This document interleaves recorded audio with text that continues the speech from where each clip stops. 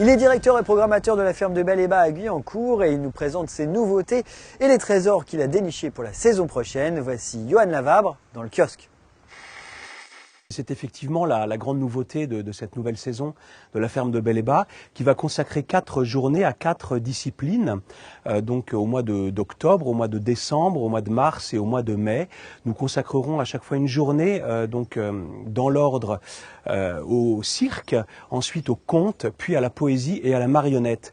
Et ce sont 4 journées qui vont se dérouler du matin jusqu'au soir et où le spectateur va grandir au fil des heures. Donc ça commence pour les tout petits à 11h le matin avec des spectacles parfois à partir de 1 an, parfois 3 ans, ça dépendra des journées. Et puis à 14h, on sera vers 5 ou 6 ans, vers 16h, 8 ans, 18h, ce sera à peu près 8 ou 10 ans. Et en soirée, des spectacles un petit peu plus adultes, à partir de 12 ans, parfois 14 ans. L'autre soir, Aimon est venu au bal. Tu vois qui c'est, Aimon? C'est le fils de Créon, mon cousin, quoi. Il avait mis ses chaussures noires, pointues. Il m'a dit, Antigone, est-ce que tu veux te marier avec moi?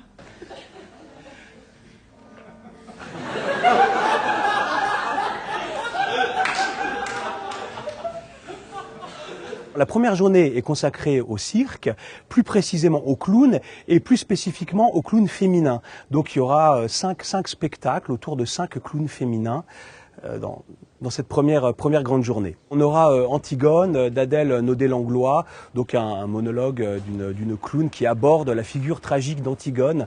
Voilà, donc ça c'est le spectacle en soirée. Oh, t'as une drôle de tête. T'as une tête de mort.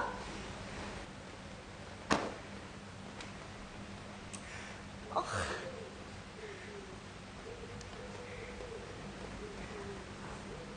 Ah, tu te ressembles plus, grand frère. Hein. On voit bien que la vie est partie. Ton corps est resté là comme un vieux pyjama. Et ton âme flotte, ça et là, à la recherche d'un coin d'eau, l'éternité. C'est long, l'éternité. La deuxième journée est consacrée au conte et donc elle s'inscrit tout naturellement dans la manifestation Raconte-moi des histoires, la fête du conte. Là encore, beaucoup de conteuses féminines, mais pas uniquement. Et voilà, des contes à partir de vraiment des tout petits le matin, puisqu'on pourra accueillir des enfants, je dirais, à partir de 6 mois. La petite aigrette est sur une branche au bord de l'eau. Dans la nuit, elle cherche de quoi nourrir son tout petit.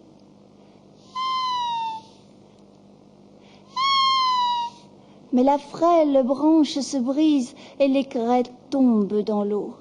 Ah, ne me tuez pas, vous qui m'avez attrapé. Mais si vraiment vous voulez me tuer et me cuire avec des pousses de bambou, alors cuisez-moi avec de l'eau claire et non de l'eau trouble. Ça lui ferait trop mal au cœur, à mon tout petit. Oh.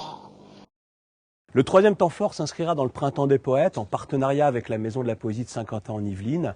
Et voilà, ce sera une occasion d'aborder la poésie le plus souvent en musique avec, entre autres, Angélique Ionatos qui clôturera la soirée autour des poèmes de poètes contemporains grecs qui abordent évidemment la question de la crise auquel la Grèce est confrontée, mais également Élise Caron et Jean-Rémy Guédon pour une sorte de spectacle truculent autour de la langue sur des poèmes de Jacques Rebotier et beaucoup d'autres choses, des fables de La Fontaine. Voilà, une grosse journée en perspective.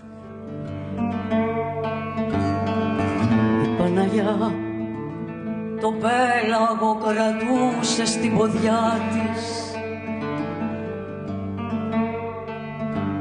τη Σίκινο, την Αμοργό και τα άλλα τα παιδιά της.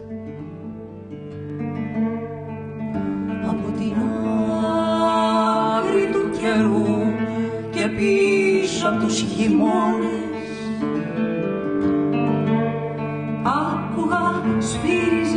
άκουγα σφύριζε μπουρού και βγαίνουν οι γοργόνες La dernière de ces journées consacrées aux arts et traditions populaires est dédiée à la marionnette dans tous ses états, puisqu'on verra qu'on peut faire de la marionnette sans marionnette et à main nue parfois. Voilà, le point d'orgue de cette journée, ce sera évidemment à 18 h l'appel du large de Philippe Gentil. Tiens, une montgolfière. Ah, excusez, c'est pas possible. Il n'y avait pas de montgolfière à cette époque, hein. Si, c'est une montgolfière. Non, Ulysse, c'est une terrible tempête qui nous arrive droit dessus. Une tempête qui ressemble à une montgolfière. Vite, remontez la voile. Remontez les soufflettes dans l'eau. Les compagnons, remontez ce dégel, accrochez-vous.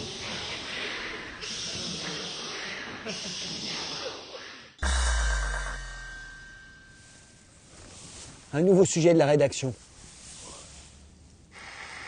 Garlin nous a conviés dans son univers, immersion dans le site de production du parfumeur situé à Orphin, près de Rambouillet. C'est d'ici que sortent chaque jour environ 35 000 flacons. Parmi eux, celui de la petite robe noire. La dernière création, numéro 1 des ventes, défile sur les tapis. C'est un véritable balai. D'abord le remplissage automatisé du flacon avec le parfum que l'on appelle le jus dans le jargon. Le personnel, lui, se charge de contrôler son poids. Les flacons sont ensuite habillés par des machines, bouchons en forme de cœur inversé et emballage à la silhouette élancée.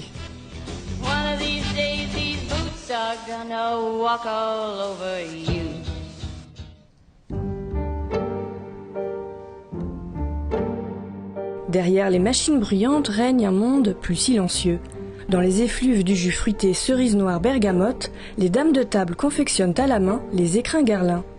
Elles sont une dizaine à apporter la touche finale à certains flacons d'exception, selon des techniques qui portent des noms inédits, tels que le baudruchage garantissant l'étanchéité des flacons.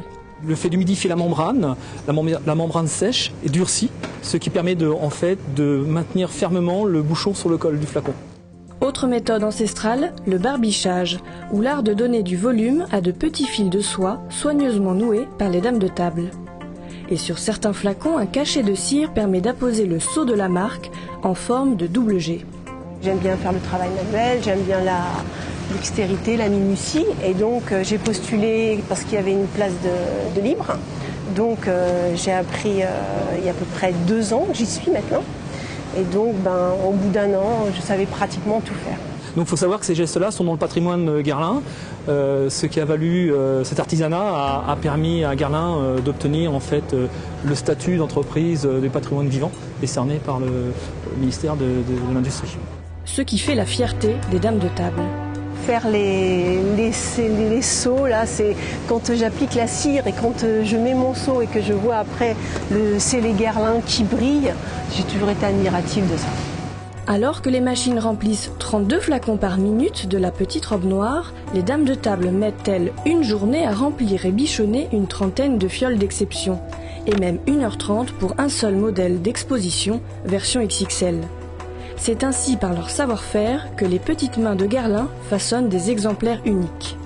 Bien souvent, on va sur Paris pour refaire des flacons que les clients ont achetés il y a quelques années, qui sont un petit peu abîmés, un petit peu vieillis. Et donc on leur redonne un coup de fraîcheur et voilà, quoi, c'est très bien. Depuis sa fondation en 1828, la prestigieuse maison a vu naître 800 créations devenues historiques. Donc ce flacon-là, c'est Haute-Cologne impériale. C'est ce qu'on appelle le flacon abeille, c'est le flacon emblématique de la maison Garlin, qui a été créé en 1853 par Pierre-François Pascal. Et c'est d'ailleurs ce flacon-là qui a permis au parfumeur Garlin de se faire connaître. C'est grâce à ce flacon abeille que Garlin devient le parfumeur officiel de la cour impériale lors du mariage de l'impératrice Eugénie et de l'empereur Napoléon III. Depuis, la marque de luxe travaille son image. Une nouvelle boutique à la décoration inspirée du château de Versailles vient d'ailleurs d'être inaugurée à la Cour des Senteurs. Et encore 2 dates à retenir avant d'essayer cette petite robe d'été et ce Marcel délavé. Le 28 juin, Déclic Théâtre organisera son dernier match d'impro de la saison avec des jeunes et des comédiens de la compagnie à l'auditorium du Conservatoire de Trappes, tandis que le 29, vous pourrez découvrir le spectacle écolo et musical Germaine la Petite Graine à la Maison de l'Environnement à Manille-les-Hameaux. Des dates que vous pouvez retrouver ainsi que l'ensemble de la programmation des salles saint-quentinoises sur internet aux adresses qui s'affichent. Alors bon spectacle à tous et à très bientôt.